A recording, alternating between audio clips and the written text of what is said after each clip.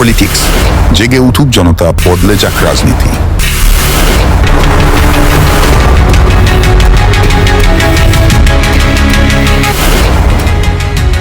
BNP কোথায় দাঁড়িয়ে আছে শুনবেন। দেখেন বিএনপি কোথায় দাঁড়িয়ে আছেন। যে জিয়াউর রহমান সাহেব বলছে ভারতের আগ্রাসী ভূমিকার জন্য ভারতের রাষ্ট্রীয় কোন টুলস বাংলাদেশে থাকতে পারবে না, আজকে সেই বিএনপির এক নেতা বলে আমরা তো ভারতীয়। শুনেছেন, বলছে আমরা ভারতীয়।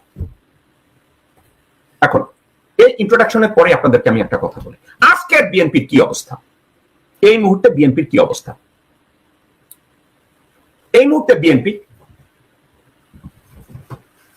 8 থেকে 10 জন বিএনপির সর্বোচ্চ নেতা আছে যারা পুরো দলটাকে জিম্মি করে রেখেছে। এই 8 থেকে 10 জন নেতা বিএনপিকে খোকলা করে দিচ্ছে। এই 8 থেকে 10 জন নেতা বেগম জিয়াকে হাজতে ঢুকিয়েছে। এই 8 থেকে 10 জন নেতা বিএনপির মূল নীতিগুলোকে একের পর এক ধ্বংস করে বিএনপিকে দল হিসাবে একটা বিধবা মহিলায় রূপান্তরিত করেছে। এখানে অগ্রণী ভূমিকা কে পালন করেছে? মির্জা ফখরুল ইসলাম আলমগীর, মির্জা আব্বাস, আব্দুল আওয়াল মিন্টু, আমির খুসরু মাহমুদ চৌধুরী, ইকবাল হোসেন টুকু, সালাউদ্দিন। আমি ওই দুইটা বেটি আছে না, এদের নামও আমার নিতে ইচ্ছা করে না, বটতলার উকিল কি রুমিন্না কুমিন্না সুমিন ফারহানা সে এবং সামাওয়াত। আমি কারো নামের মধ্যে বাদ দিছি কিনা হয়তো নামগুলো আবার টানবো। এদের আমি কয়েকদিন আগে আপনাদের হানি ট্র্যাপ মানি ট্র্যাপ নিয়ে কথা বলছিলাম। এদের সবার মানসিকতা বর্তমানে এই, যে কোনো মূল্যে আমাদেরকে একটা জিনিস প্রমাণ করতে হবে। কোন আমরা তো ভারতীয়। আমরা তো ভারতীয়, আমাদেরকে এটা যে কোনো মূল্যে প্রমাণ করতে হবে আমরা তো ভারতীয়, আমরা তো ভারতীয়। আবার কয়েকদিন আগে মির্জা আব্বাস আমাকে যখন গালি দিচ্ছে তখন সে কথা ইনসিস্ট করতেছে আওয়ামী লীগকেও ভালোবাসতে হবে। অর্থাৎ আমরা যারা বাংলাদেশের রিফর্ম চাই, বাংলাদেশকে পুনর্গঠন করতে চাই, সংবিধানের পরিবর্তন করতে চাই, আওয়ামী লীগকে নিষিদ্ধ করতে চাই, তারা বলে এরা কি চায়, এরা আওয়ামী লীগ বিএনপিরে ভালোবাসে না। একবার বলে নাই বিএনপিকে ভালোবাসে না, এই কথা যদি বলতো তাইলে দপ্তরের পোলা শুয়োরকে বলতাম তুই বোধহয় কিছুটা ঠিক আছিস, কিন্তু তাদের হারাম খাওয়া এই জানতে পারে না। বলছে কি আওয়ামী লীগরে আর বিএনপিরে ভালোবাসে না। ওরা আসলে চাচ্ছেটা কি? ওরা বিএনপিকে কিংবা আওয়ামী লীগকে কিংবা অন্য কাউকে ওরা ভালোবাসে না। ও এখন বলছে আওয়ামী লীগ বিএনপি করলে আওয়ামী লীগকে ভালোবাসতে হবে। এই দপ্তরের পোলা গোরখদকের পোলা বলতেছে আওয়ামী লীগকে ভালোবাসতে হবে, কারণ গত 17 বছর না 91 সাল থেকে আজ অবধি যত অপশাসন, দুর্নীতি, চুরি, গুম, খুন, চাঁদাবাজি যা কিছু হয়েছে তার বেনিফিট দপ্তরের ছেলে বলে পুরা সাধারণপুর নাকি ওর বাপের। মির্জা আব্বাস দপ্তরের চাকরি কইরা আর কবর খুইদা আর পুরি বেচা কেউ যদি পুরো শাহজাহানপুরের মালিক হয়, আচ্ছা তোরে কি কেউ 2 আর 2 4 যোগ শিখাইছে? এই আব্বাস আমার তো মনে হয় না তোরে কেউ শিখাইছে। যদি পুরি এই স্কুলের দপ্তরে হইয়া আর পুরি বেচা আর কবর খুইদা যদি অর্ধেক শাহজাহানপুরের মালিক হয়, তাহলে লোকজন ইন্ডাস্ট্রি খুলে কেন? তাহলে লোকজন স্কুলে গিয়ে লেখাপড়া করে কেন রে আব্বাইসা? তাহলে লোকজন জজ ব্যারিস্টার হয় কেন? অত বড় ডেভেলপার কেন হয়? তাহলে তো সবাই স্কুলের দপ্তরই হইতো। কেউ যদি জিজ্ঞাসা করতো বাবাজি তুমি কি হবা, কয় আমি তো দপ্তরই হইতে চাই। কেন দপ্তরই হবা? দপ্তরই হইলে অর্ধেক শাহজাহানপুরের মালিক হওয়া যায়। কিরে বাবা তুমি কি চাকরি করবা? আমি তো কবর গোরখদক হব। কবর খুলবো কেন? কবর খুললে আমি তো অর্ধেক শাহজাহানপুরের মালিক হব। কেউ যদি বলে বাবা তুমি কি হবা? আমি পুরি বিক্রি করব। কেন পুরি বিক্রি করবা? আমি অর্ধেক শাহজাহানপুরের মালিক হব। দর্শকবৃন্দ, দপ্তরি হওয়া দোষের কিছু না। আমি দপ্তরিদেরকেও ভালোবাসি। গোড় যারা খুঁড়ে, কবর যারা খুঁড়ে, তাদেরকেও আমি ভালোবাসি। পুরি যারা বিক্রি করে তাদেরকেও আমি ভালোবাসি। কিন্তু মির্জা আব্বাসের মতো এই খানকির পোলারা, এই শুয়ারের বাচ্চারা, এই বেতন মারা, না ঘর কা না ঘাট কা, এরা না ঘরের না বাইরের।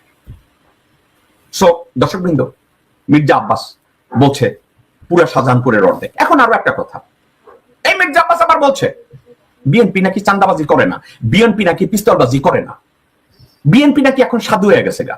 এখন দেখেন বিএনপির এক নেতা আছে মাহবুবউদ্দিন খোকন, খোকনের বডিগার্ডের অবস্থা দেখেন। একটা জিনিস मारे मुझे मारे बताओ মার হুন রাফিল দে তোর কথা কি রে কি কই গিনি এটা মানে খারাপ লাগবে একবার 1000 কথা তুই বলে 16 কেন রে আচ্ছা ওকে ধন্যবাদ 80 টাকা দেখছেন মাহবুবউদ্দিন খোকনের আমকাটা পিস্তল লইয়া পকেটে ঢুকায় আর হিন্দিতে গান গায় মুঝে মারো।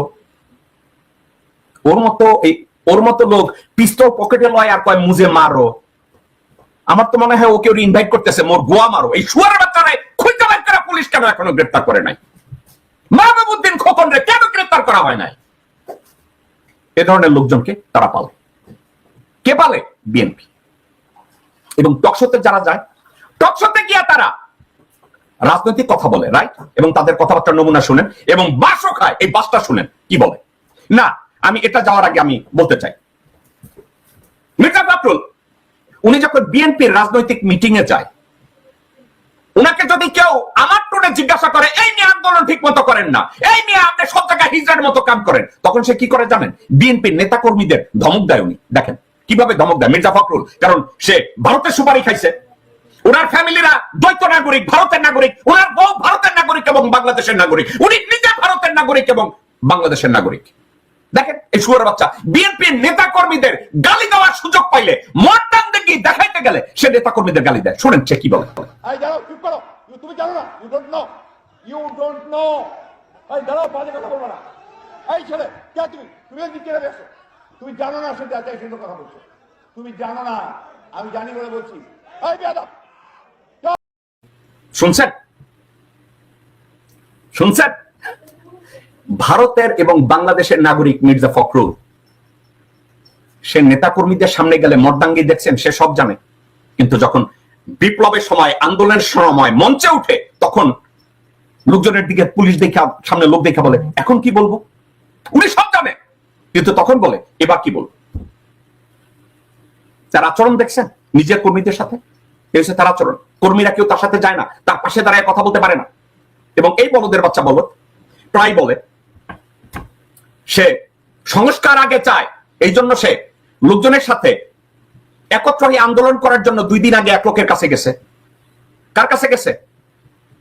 আসম রবের সাথে একটা মিটিং এ গেছে এই ব্যাক্য এই মির্জা ফখরুল। যাওয়ার পরে আসম রবরে তো আসে ভাষণ শিখাই দিতে পারে না। আসম রব তো ভারতের পুরান পাপী। এই আসম রব মরার আগে চিন্তা করছে, হোলি শিট, আমি রয়ের বুক খাইছি। দেখেন আসম রবের সামনে মির্জা ফখরুল তার মুখ ঢাকতেছে। যাদের লাশ পড়িয়ে দিয়েছে, যাদের বৃদ্ধ লাশের উপর গুলি চালিয়েছে, তারা কি রক্ত দিয়েছে নির্বাচনের জন্য? আমি শুধু আপনাদের কাছে বলতে চাই, নির্বাচন আমরা অবশ্যই করব, নির্বাচন অবশ্যই লাগবে।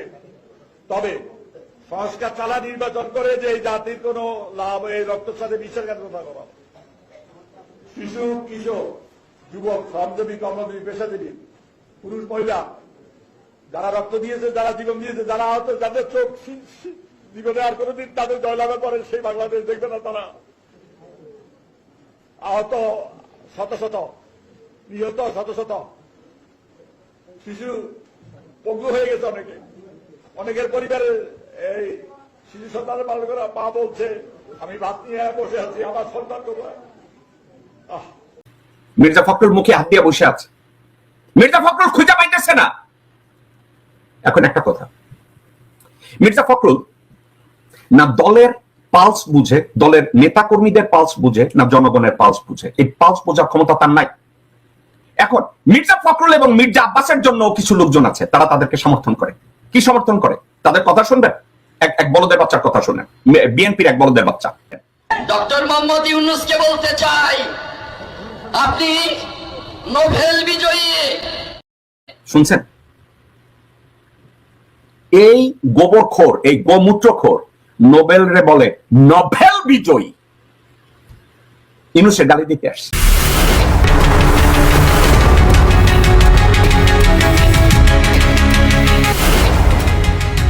আমাদের বিশ্বাস জনতার জাগরণেই বদলাবে রাজনীতি।